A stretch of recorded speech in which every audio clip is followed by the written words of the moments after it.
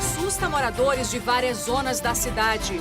E ainda, suposta saída de fábrica de concentrados da Zona Franca de Manaus deixa setor industrial em alerta. Polícia investiga mais uma denúncia de violência sexual contra o desembargador aposentado Rafael Romano. A suposta vítima contou que o crime ocorreu quando ela tinha 14 anos. E TV A Crítica define cobertura e entrevistas com candidatos ao governo nas eleições deste ano. É agora, no A Crítica na TV.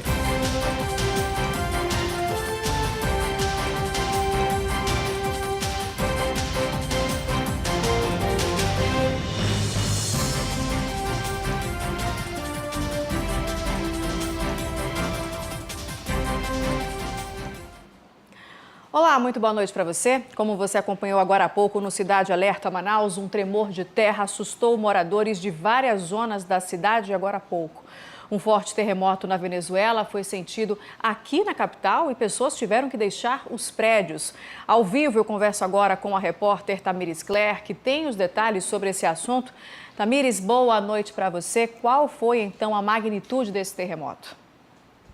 Boa noite, Nayandra. Boa noite a todos. Olha, foi bem forte, 7,3 na escala Richter. O epicentro foi no norte da Venezuela, ali no Caribe venezuelano. E foi sentido aqui no Brasil, não só aqui em Manaus, mas também lá em Roraima. Algumas pessoas também sentiram. Aqui em Manaus, o Corpo de Bombeiros chegou a receber 15 chamadas.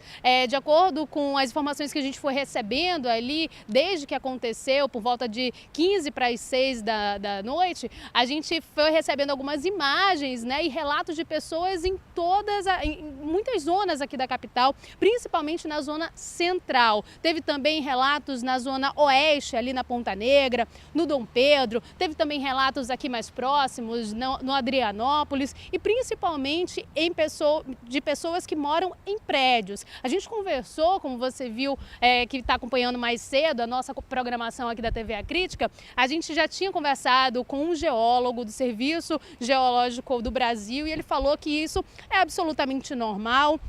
Isso acontece cerca de um ano, a cada um ano, 2 anos, claro, nos países vizinhos, e a gente acaba sentindo. Nada muito grave chega a acontecer, então é preciso que as pessoas tenham calma. O que já passou, realmente já passou, nada mais grave vai acontecer daqui para frente. As pessoas podem voltar à sua vida normal, à rotina normal, porque realmente foi só naquele momento. Eu, particularmente, não senti muita coisa, até porque a gente estava aqui na redação e aqui é mais próximo do solo, então a gente não sente. Você sentiu também não, né, Nayandra? Senti não, viu, Tamires? Mas os nossos amigos aqui do Portal A Crítica e do Jornal A Crítica todos sentiram esse tremor. E os detalhes você acompanha no portal acritica.com e na edição de amanhã do Jornal A Crítica. Muito obrigada pelas suas informações. Já a gente volta a conversar.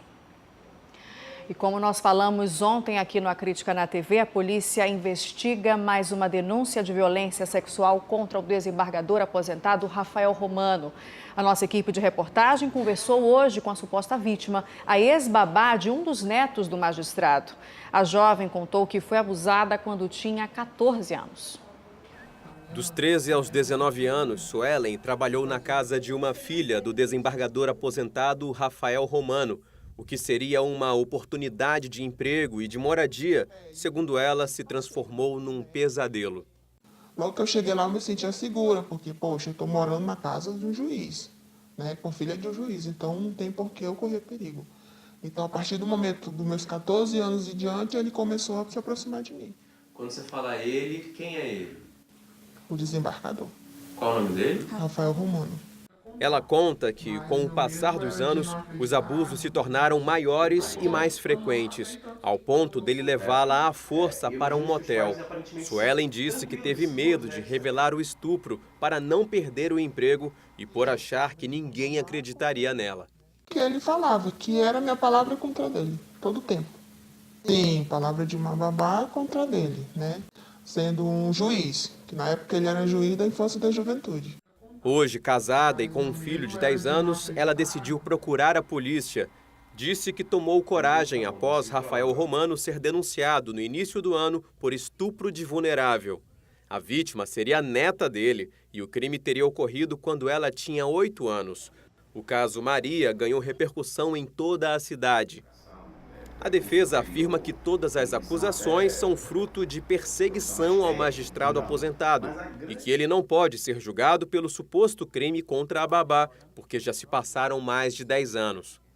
A moça tinha, pelo que determina o Código Penal, um prazo para poder exercer seu direito de denúncia, de apuração, e ela deixou transcorrer esse prazo.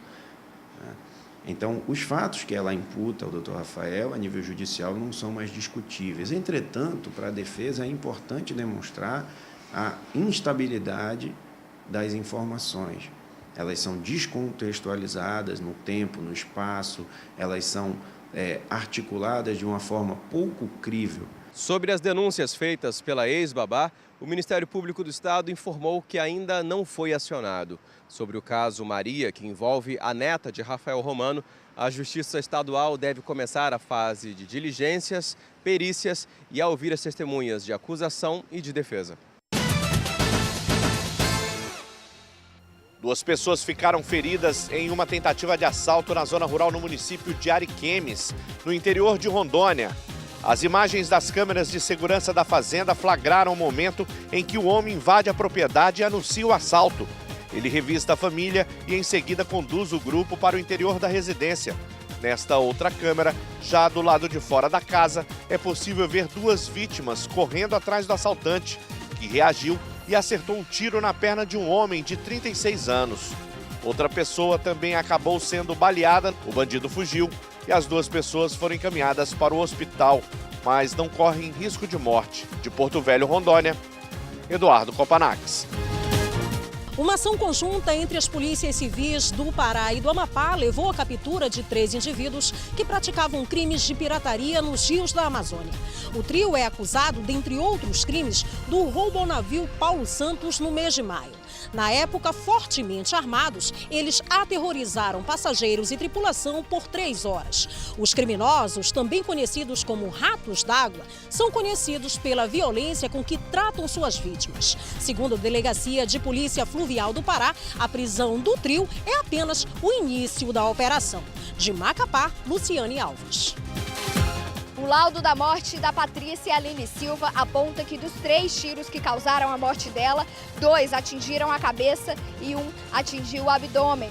A jovem de 29 anos foi morta pelo ex-namorado Yuri Ítalo Mendanha no último dia 9 aqui em Palmas. Ele confessou o crime e está preso.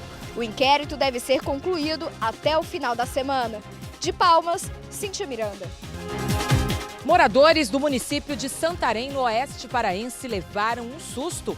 Búfalos fugiram de uma fazenda e atacaram moradores. 2 homens ficaram feridos. Um deles chegou a cair no chão e foi arrastado. Só conseguiu se livrar do animal com a ajuda da população. O outro búfalo parou o trânsito e impediu que os carros prosseguissem. Depois de muito trabalho, conseguiram laçar os animais que estavam sob a responsabilidade da Agência de Defesa Agropecuária do Estado. De Belém, Priscila Amaral.